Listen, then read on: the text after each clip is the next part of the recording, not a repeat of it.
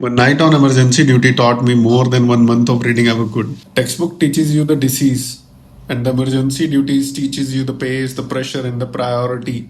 I still remember this case when I was doing my emergency duty. There was a case of young female married. She came on the emergency day and she was having pain in the right iliac fossa. We all thought it to be appendicitis, as you know, like any other patient would come to us. Basically, MOs refer the patient to you. So the idea being that it can be a non-surgical and a gynecological emergency doesn't come to mind. The hand was fitting the glove, but later on, when we were discussing the same case with our gyne colleagues, we got to know that it can be ectopic. Then, after appropriate evaluation, it was ectopic only.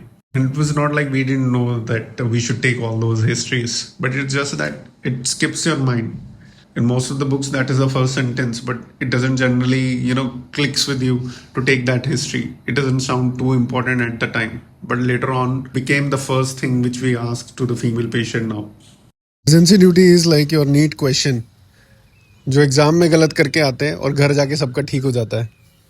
It is easy to think correctly when you are calm, but it is very difficult to do so when you are hurried, aggravated, restless, overworked. But that patient won't remember any of this.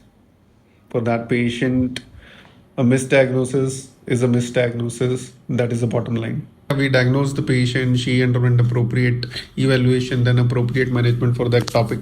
So that's what you learn while you're doing emergency calls, much more than what you will learn from books. You learn how to think when you are tired. You learn how much teamwork matters when things get messy.